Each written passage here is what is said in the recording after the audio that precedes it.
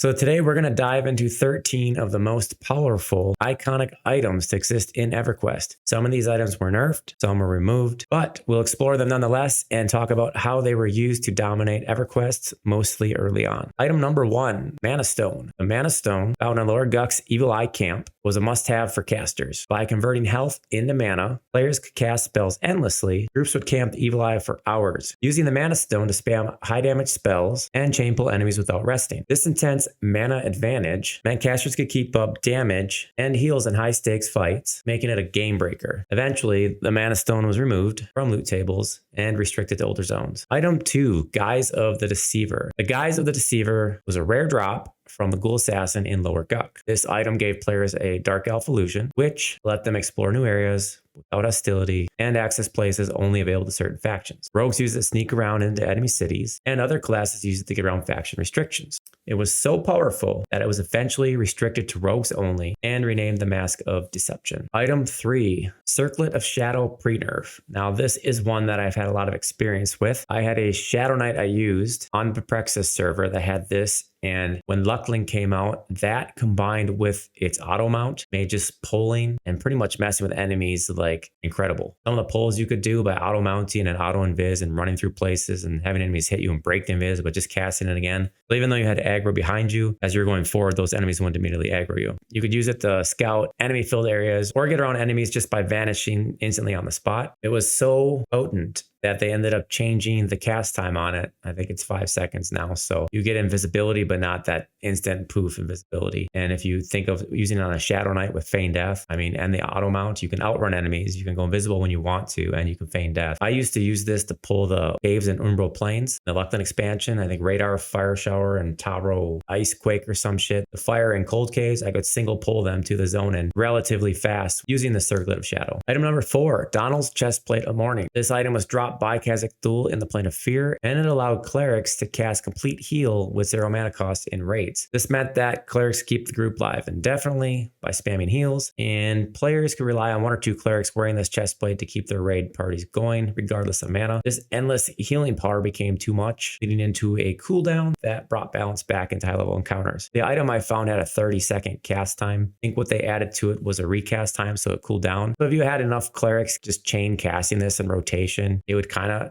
resemble complete heal rotation. So on high DPS mobs, obviously you'd have to have a lot of them, or some of the clerics casting complete heal off the breastplate and then some of them using your mana and then swapping and medding and kind of preserving mana that way. But for low DPS fights, if you can live 30 seconds at a time, a couple clerics in there make it 15 seconds, 3 clerics. If you can live 10 seconds at a time and do a 3 cleric rotation, 10 seconds, staggered each, start the cast 30 seconds, begin the fight when there's 10 seconds left, and you're already starting the next one every 10 seconds. You could pretty much go on forever. Scimitar of the Mistwalker. This was dropped by Lady Vox, and what it did was summon a strong wolf pet to assist rangers in battle, which made them a high DPS class. So they would use the summon wolf for extra damage in solo and group play, and it would allow them to take down targets faster than intended. The Scimitar was so powerful that it was eventually removed as rangers were clearing content too easily. Item number 6, moss-covered twig. The rare drop from that mega dinosaur Alazusaur in the Ocean of Tears.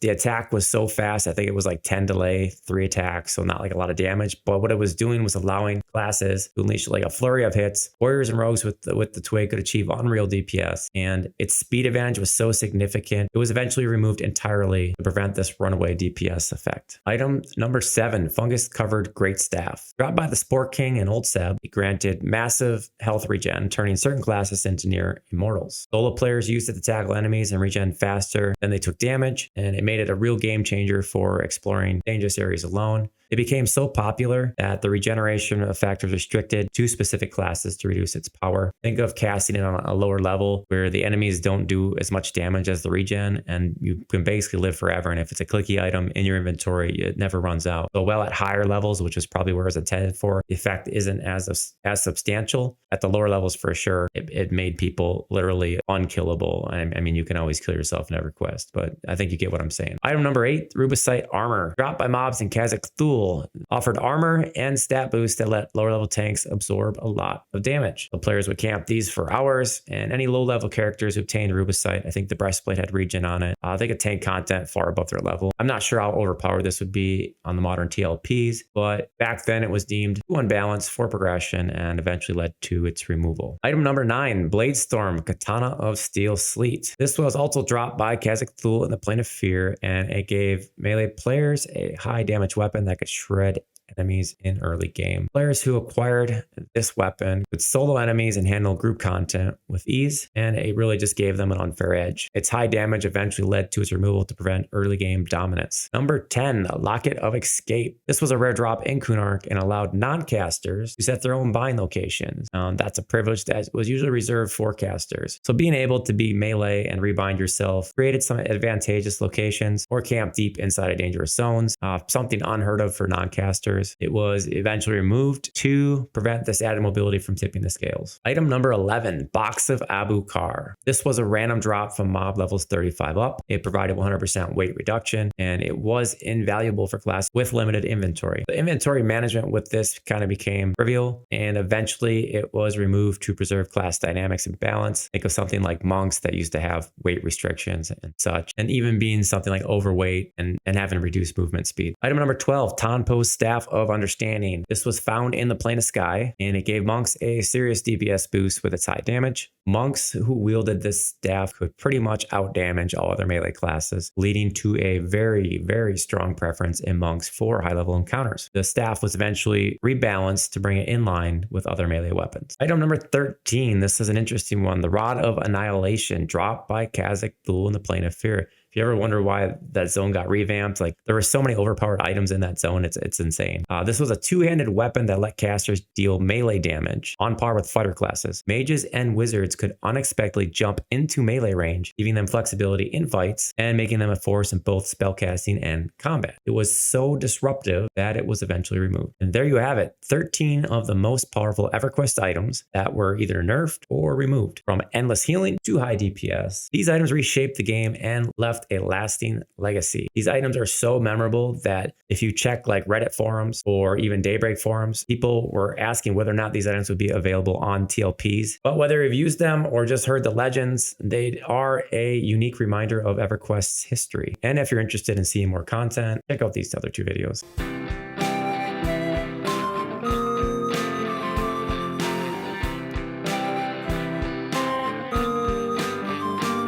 We got P99, we got TLP, we got private servers and tests that's free. Some of us pay, some of us don't, some of us play, some of us won't. Did you just break my mess? Did you just train me?